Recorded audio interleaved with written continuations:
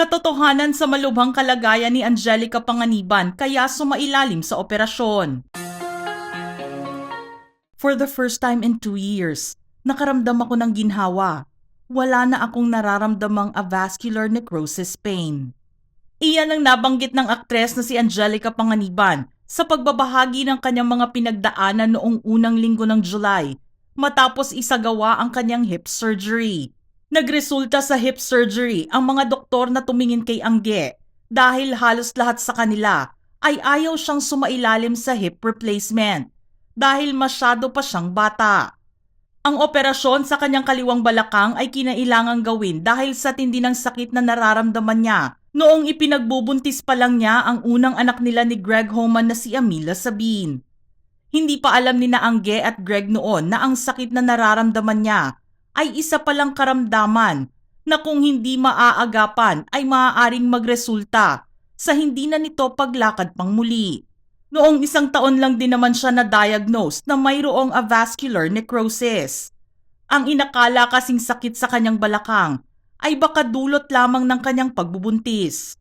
Subalit napapansin din nila na kahit anong gamutan ang subukan ng aktres, hindi ito gumagaling at nagiging tabingi na rin ang kanyang paglalakad. Hindi na rin umano gumagana ang PRP treatment niya. Kahit ang pag-inom niya ng mga painkillers ay hindi na rin tumatalab. Inilalabas na ito ng kanyang sistema at hindi na tinatanggap ng kanyang katawan. Very positive naman si Angge habang naghihintay sa kanyang surgery. Mas nangibabaw ang excitement kaysa sa kaba. Ani Angge, kung kinakabahan ako, actually mas excited ako.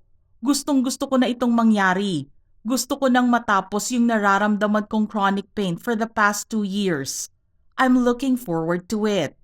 Bago rin gawin ang 7-hour operation sa kanyang kaliwang balakang, sabik na siyang matapos ang paghihirap na kanyang iniinda sa loob ng matagal na panahon. July 5, 2024 nang magsimulang ma-admit sa St. Luke si Angge. Ikinuwento niya na 2 araw na siyang hindi nakakakain ng tama at inilalabas lang ito ng kanyang katawan. Kaya naman dito na sila nagdesisyon ng kanyang mister na ituloy na ang operasyon. 4 na procedures ang pinagdaanan ni Angge sa hip surgery niya noong July 7. Isa na rito ang cord decompression surgery.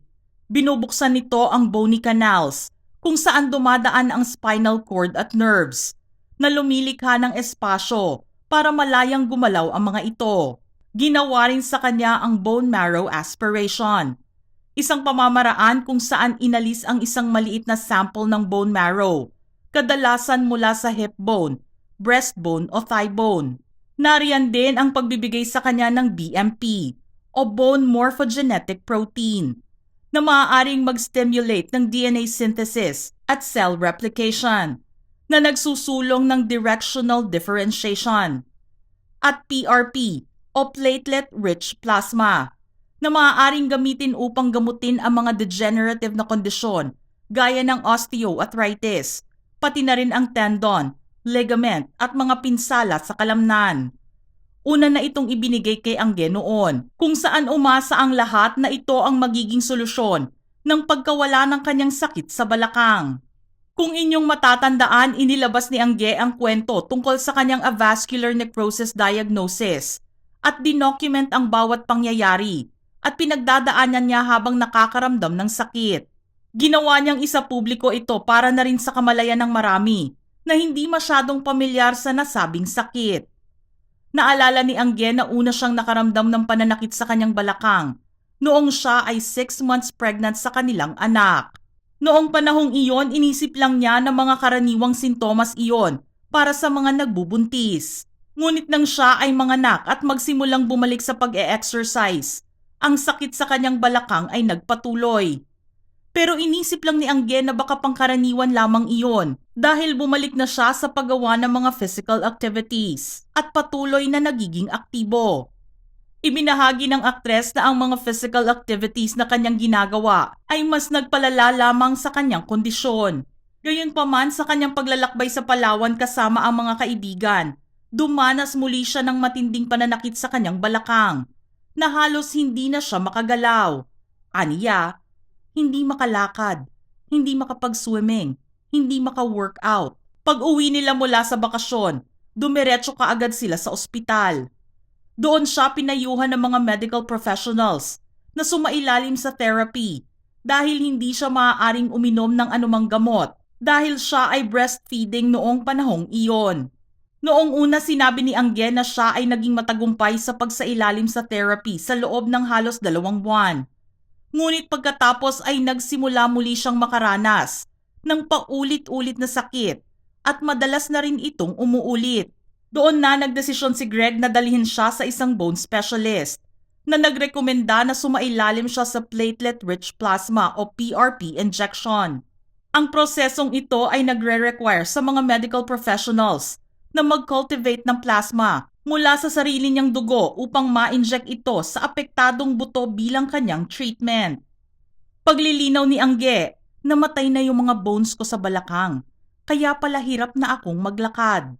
Pero ano nga ba ang sakit na avascular necrosis? Ang kondisyong ito na tinatawag ding bone death ay nangyayari kapag ang tissue ng buto ay namatay dahil sa kakulangan ng supply ng dugo.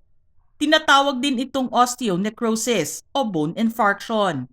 Ang pananakit na nauugnay sa avascular necrosis ng balakang ay maaaring nakasentro sa singit, hita o puwet. Bukod sa balakang, maaaring maapektuhan ang balikat, tuhod, kamay at paa. Walang lunas para sa avascular necrosis, ngunit kung ito ay maagang masusuri gamit ang X-ray o MRI, ang mga non-surgical treatments, gaya ng activity modification, mga anti-inflammatory medications, injections at physical therapy ay maaaring makapagpabagal sa paglala nito. Ang avascular necrosis ay isa ring progresibong kondisyon at madalas itong nangangailangan ng operasyon. Kung hindi ginagamot, lumalala ang avascular necrosis. Sa kalaunan, ang buto ay maaaring bumagsak. On the road to recovery na nga si Angge matapos ang kanyang hip operation. Kasalukuyan din siyang nasa wheelchair at sinabi rin ng kanyang doktor na kailangan niyang mag-bed rest dahil bawal pa siyang gumalaw-galaw at dapat din muna niyang iwasan ang magbuhat ng mabibigat. Magpapatuloy naman ang kanyang pagsasailalim sa physical therapy pero partial lang muna ito. Umaasa sila ni Greg na ang operasyon ay makakatulong para tuluyan ng gumaling si Angelica sa kanyang sakit. At hindi na rin sana niya kailanganin ang hip replacement surgery. Hiling ng aktres, hopefully sana hindi na ako umabot sa hip replacement with the help of proper therapy, care, and prayers. Mga ka-showbiz peeps, gusto naming marinig ang inyong opinyon sa ating istorya ngayon. Don't forget to type your comments below.